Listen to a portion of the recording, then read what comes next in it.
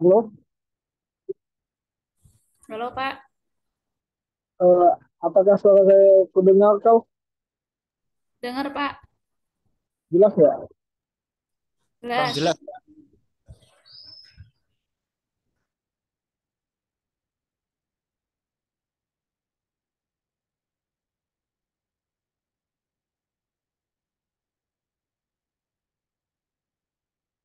Yang lain mana?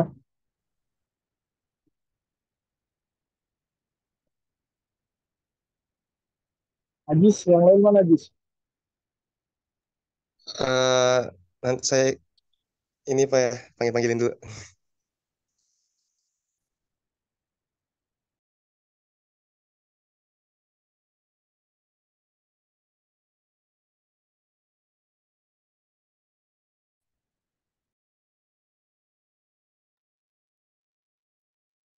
Halo, Iya Pak, Ya Pak. yang lain mana? lagi OTW Mas, oh login kayaknya Pak.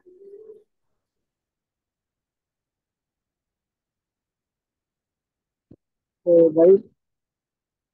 Assalamualaikum warahmatullahi wabarakatuh. Waalaikumsalam Waalaikumsalam warahmatullahi warahmatullahi wabarakatuh. wabarakatuh. Assalamualaikum warahmatullahi wabarakatuh. Kita bilang,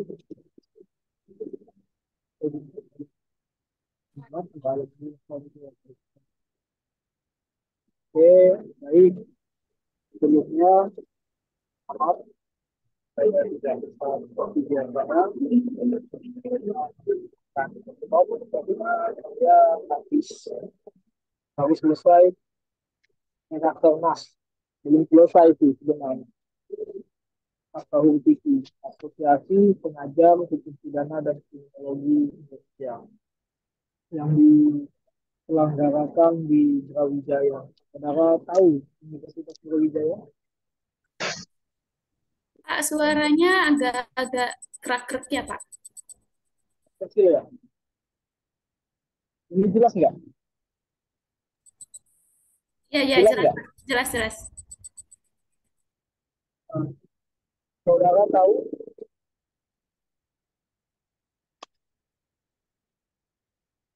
UB itu di mana? Apa Pak? Halo? Halo, Eh, Berapa, Saudara tahu? bro? Bro. Unibrau lagi, ini di Malang nggak sih Pak? Ya,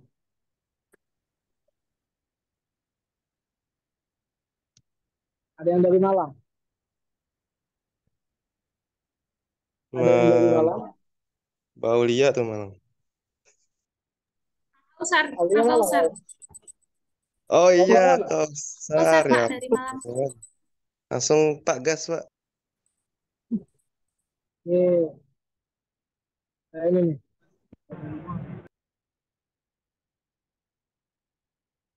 Sebelum kita melanjutkan pembelajaran kita pada hari ini, ada yang mau ditanyakan?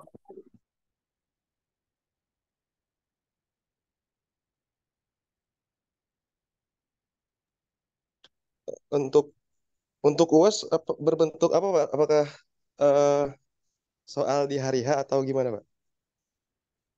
Maksudnya soal di hari H itu Kan gimana? ada beberapa matkul yang kayak bikin apa?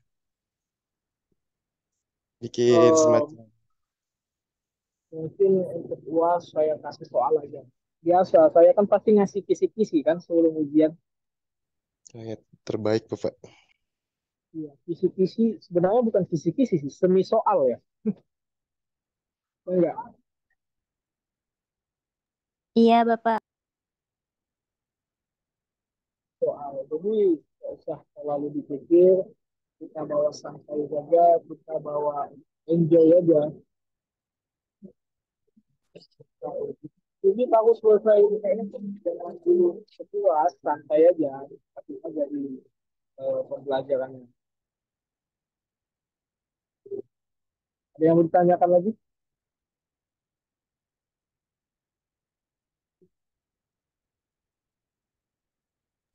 Bapak di Unibrau lagi pelatih apa Pak? Apa? Gimana? Terputus-putus suara kamu. Kita. Lagi di Unibrau lagi pelatihan apa, Pak? Pelatihan KUHP baru, penataran penyamaan persepsi bagaimana menyusun kurikulum KUHP baru. Jadi kan pasca diberlakukannya Undang-Undang Nomor 1 Tahun 2003 tentang Kitab Undang-Undang Hukum Pidana, maka secara mutatis mutandis mempengaruhi juga bagaimana cara mengajarkan KUHP yang baru ini. Undang-undang yang sudah baru tentunya tidak mungkin menggunakan KUHP lama, baik secara doktrin, baik secara asas maupun ilmu. Oleh karena itu, berkumpullah para akademisi, terutama anggota akademisi, baik itu PUI, UNPAD, UIN, Unibrau, UGM, UNAIR, dan kampus-kampus yang lainnya. Kebetulan yang menjadi tuan rumah itu adalah Unibrau. Gitu. Jadi membahas KUHP baru, bagaimana sistem pengajarannya, apa yang harus diajarkan, bagaimana modulnya, bagaimana sistematikanya, seperti itu. Artikel. Ada yang lain? Apa masih kurang artikel? Suara saya kedengaran kan? Kedengeran, Pak, kedengeran. Ya. Kalau ada yang lain yang ingin ditanyakan?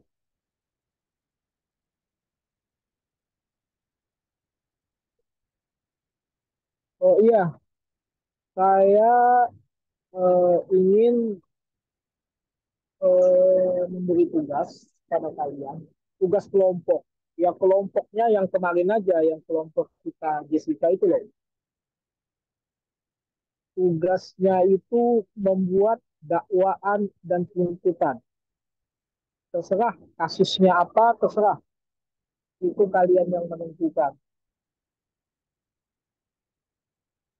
Jadi kalian membuat dakwaan, di dalam dakwaan itu setelah dakwaannya selesai juga tuntutan.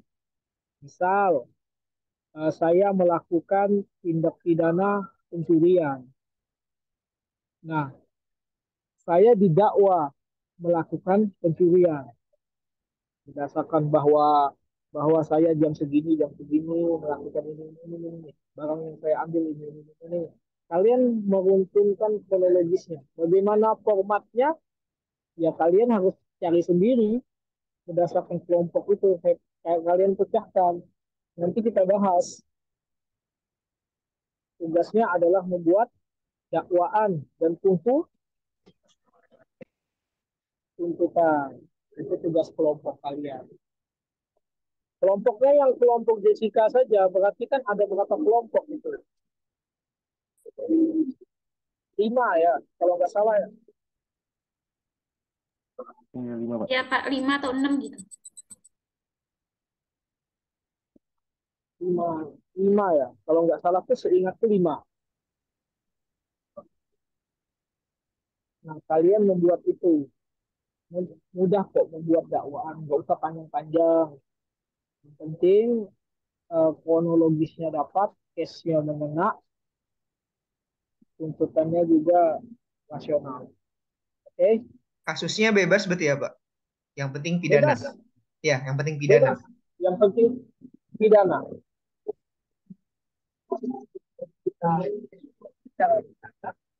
Maka secara mutatis mutandis hukum yang kita gunakan adalah hukum apa? Anwar? Pidana, Pak. Nah, hukum pidana. Bagaimana Anwar menggunakan hukum secara pidana, membuat suatu dakwaan, tapi hukum pidana materialnya itu hukum perdata. Ini tidak nyambung. Kalau case-nya pidana yang menggunakan hukum acara pidana. Bisa nggak kalau terjadi pertemuan antara perdata dan pidana? Bisa nggak?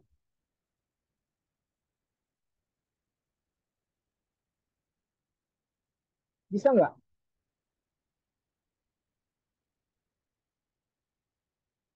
Halo, suara saya kedengaran nggak? Gimana Kedengeran, Pak. Pak tadi Bisa pidana sama mungkin, Pak. perdata? Bisa mungkin, Pak. Ketika ada suatu peristiwa yang satu itu pidana, yang itu perdata, bisa atau tidak diselesaikan dalam satu ruang lingkup peradilan. Tidak, Pak. Ada? Gimana? Nova? Tidak bisa, Pak. Bisa nggak Nova? Pak, Kok Pak? Bisa apa enggak? bisa Pak. Kalau bisa, seperti apa argumentasinya?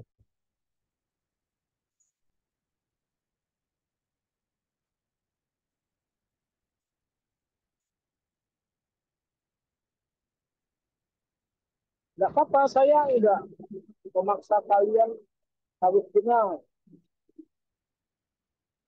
Ayo, hidupkan logika kalian.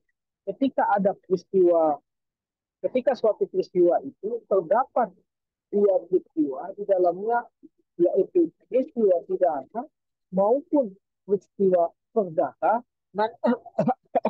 maka hukum mana dulu yang harus diutamakan?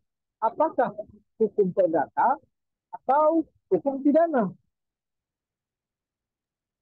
Hukum perdata Pak. Siapa yang jawab? Yang jawab siapa?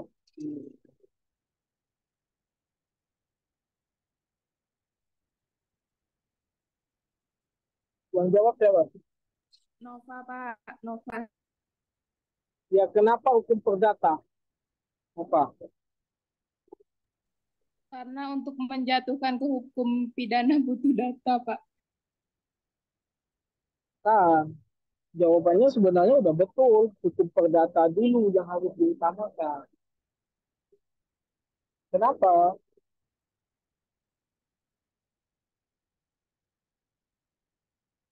Kenapa hukum perdata dulu yang harus diutamakan? Kenapa?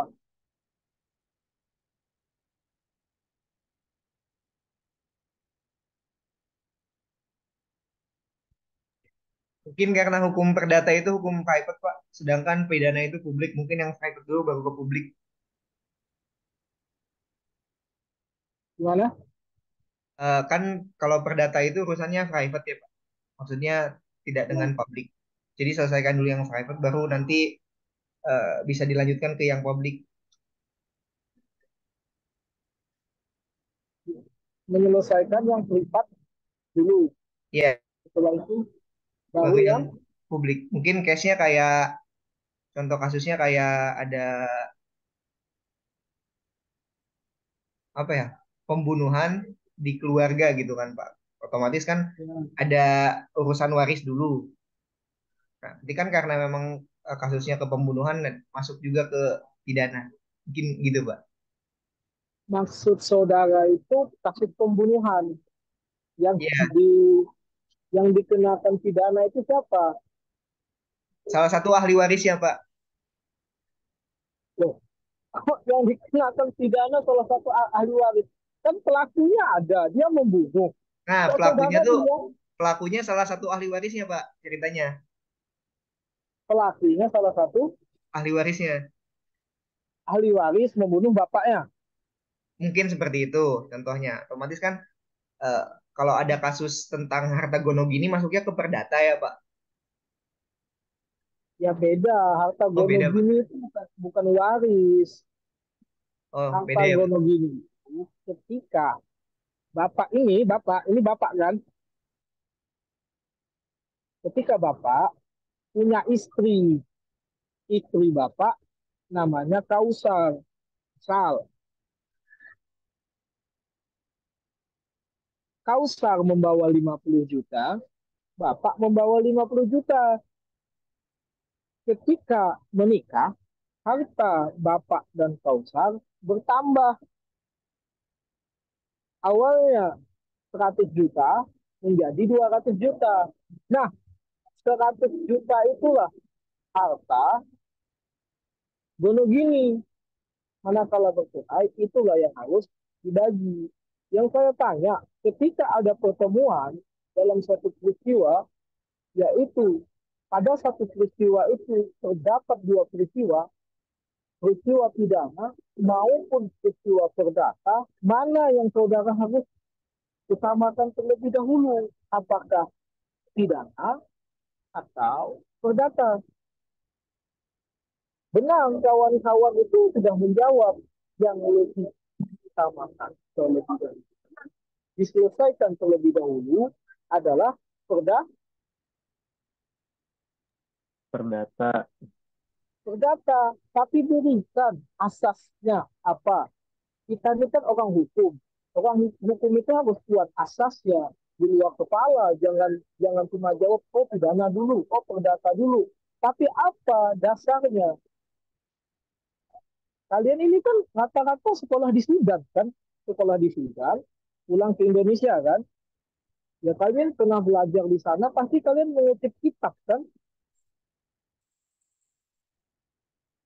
Ya ada sumbernya, ada dasarnya, nggak sembarang comot. Begitu juga ketika kita berbicara dalam konteks hukum pidana. Dasar kalian apa gitu loh, mengatakan bahwa hukum perdata lebih diutamakan, diselesaikan lebih dahulu dibanding hukum pidana. Ya benar tadi, ada yang mengatakan karena hukum perdata itu bersifat publik, bersifat privat, pidana bersifat publik. Yang privat dahulu, tapi apa asasnya gitu loh.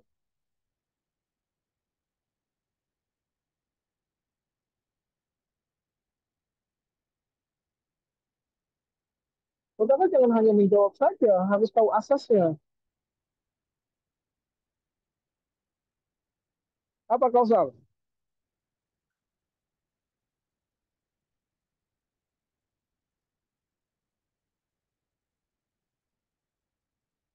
Ajis apa Ajis?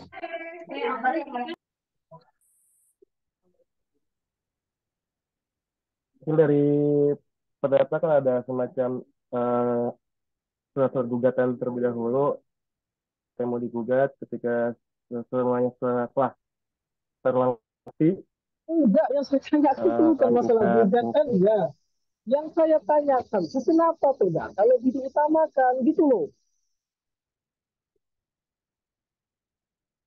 Udah malah bolak-balik. Kenapa perdata harus diutamakan? Apa asasnya?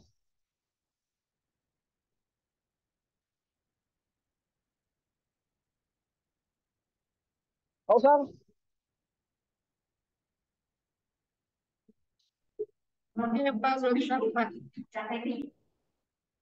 Apa? Putus-putus.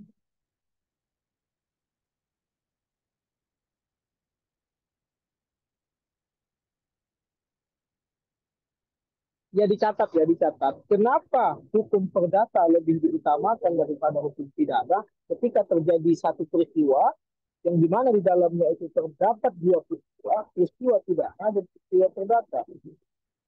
Karena satu, benar, hukum perdata itu bersifat private, hukum pidana itu bersifat publik. Selesaikan dulu yang private-nya, kemudian yang publik. Yang kedua, hukum perdata itu bersifat primum remedium. Sementara ketika kita berbicara dalam konteks hukum pidana itu adalah ultimum remedium, the last resort, upaya terakhir. Ketika hukum perdata tidak mampu menangani suatu perbuatan, ketika hukum administrasi tidak mampu menangani suatu perbuatan, ketika hukum agraria tidak mampu menanggulangi suatu perbuatan, ketika hukum pertambangan, ketika hukum tata negara, hukum administrasi negara tidak mampu, maka jelas resort ultimum remedium adalah hukum pidana. Makanya hukum yang paling tersulit itu adalah hukum pidana. Karena dia jelas resort, upaya yang terakhir. Ketika hukum-hukum yang lain tidak mampu bekerja, maka sebagai jaring sebagai sensor untuk mengatakan suatu perbuatan itu bisa dicela dan bisa dimintai pertanggungjawaban pidana adalah hukum pidana. Begitu. Ultimum remedium. Jadi hukum pidana itu harus dipahami jelas gitu. Supaya hukum terakhir. Jika tidak ada hukum yang lain.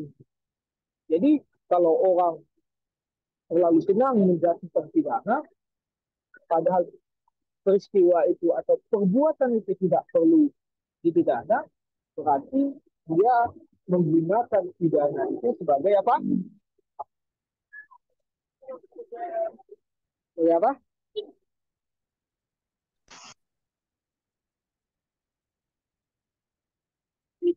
Ya sebagai sarana salah balas dendam toh. Aliran filsafat apa? Filsafat pemidanaannya. Retributif, pembalasan. Orang mencuri, penjara. Padahal orientasi hukum pidana modern itu bukan lagi pada pembalasan. Tetapi dia lebih korektif, mengkoreksi pelaku, restoratif, memulihkan korban, rehabilitatif, memulihkan pelaku maupun korban. Itulah hakikatnya hukum pidana modern. Gitu. Ada yang mau tanyakan?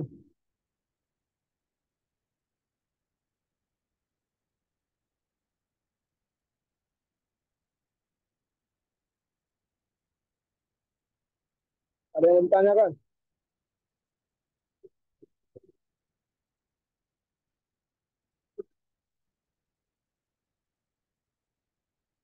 Jangan lupa ya tugasnya. Ya, Pak. Ajis tugasnya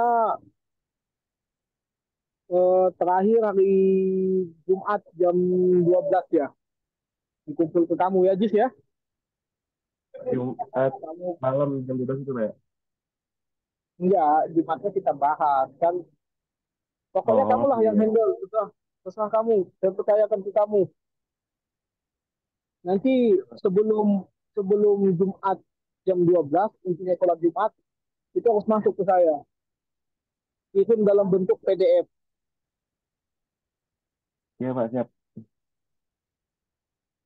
Ya. Udah, ada pertanyaan? Kayaknya. Izin bertanya, Pak. Ya, silakan. Tadi kayaknya putus-putus, Pak, pas Bapak jelasin.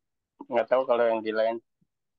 Yang alasan kenapa perdata itu didahulukan daripada pidana. Yang pertama kan ini, Pak.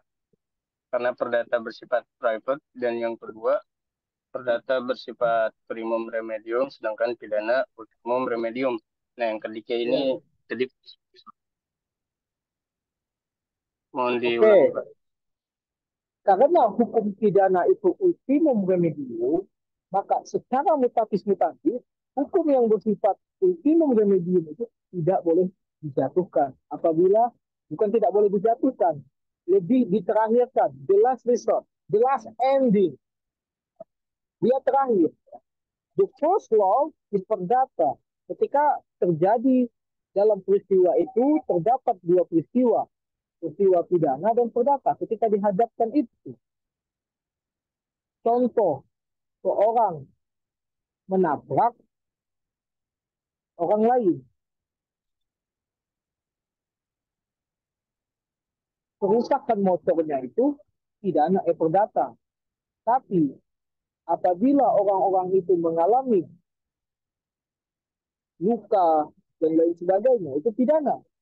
Kerusakan motornya itu yang dulu diutamakan. Kemudian baru pidananya.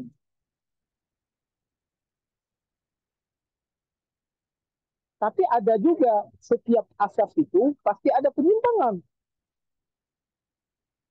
Terkadang di pengadilan agama, orang KDRT padahal belum ada putusan yang kuat mengatakan bahwa itu telah terjadi tindak pidana kekerasan dalam rumah tangga, tapi hakim mengabulkan perceraian itu. Seharusnya kan kekerasan dalam rumah tangganya itu dulu kan yang diselesaikan. Ya itulah, setiap asas itu pasti ada penyimpangan-penyimpangan. Begitu, Rizky. Kalau dibilang ini Pak, alasannya itu karena ya sanksi dari hukum dari perkara pidana itu lebih berat dari perkara perdata. Itu merupakan salah satu alasannya, bisa nggak?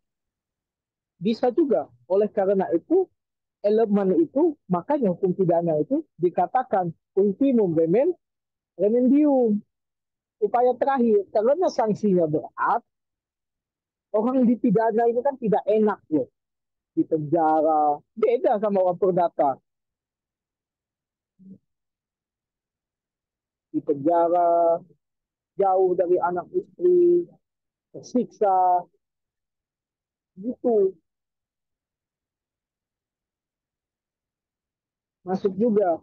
Oleh karena itu, dia disebut ultimum remedium. Ultimum remedium itu belas resort, upaya terakhir. Nah, udah include di dalamnya, karena itu hukum publik, karena hukum itu berurusan dengan kemanusiaan, karena hukum itu hukum pidana itu ancaman pidananya itu berat.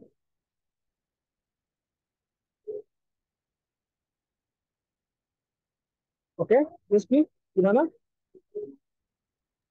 Oke, terima kasih Pak. Mungkin walaupun waktunya nih, saya kira mohon dimaklumi karena saya juga di Malang, sedang tidak berada di Semarang. Saya pun sudah mengasih penugasan kepada kalian. Untuk perkuliahan kita cukupkan sampai di sini saja. Oke? Baik, Pak. Jangan lupa Jumat depan apa yang saya tugaskan dikerjakan. Nanti kalau ujian kita bahas soal sama-sama. Walaupun kalian pakai chat GPT, saya tahu kok. Ya udah ya, cukup sampai sekian ya. Ya, Pak. Oke. Pak. Assalamualaikum warahmatullahi wabarakatuh. Waalaikumsalam warahmatullahi wabarakatuh. Terima kasih, Pak.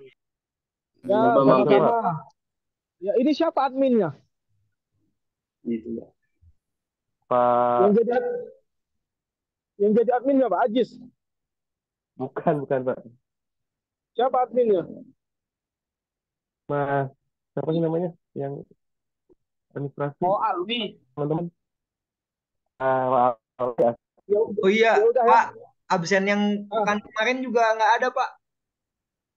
Kalau masalah absen, itu urusan kalian sama Alwi. Oh iya, Pak. Dia yang ngurus absen. Oke, Pak. Jangan, Terima kasih. dia yang ngurus absen, bukan saya. Siap, Pak. Oke? Kalian tinggal, Oke, kalau Mas. sama saya tinggal siap kuliah. Baca buku. Saya tanya, udah itu aja. Siap, Pak. Oke, tolong adminnya ditutup Zoom-nya. Iya, Pak. Hostnya siapa ini? Yang sedang jadi host siapa? Oh, saya sendiri ya. Pak. Ya udah ya, saya akhiri. Assalamualaikum warahmatullahi wabarakatuh. Waalaikumsalam warahmatullahi wabarakatuh. Terima kasih, Pak. Nah, sama-sama.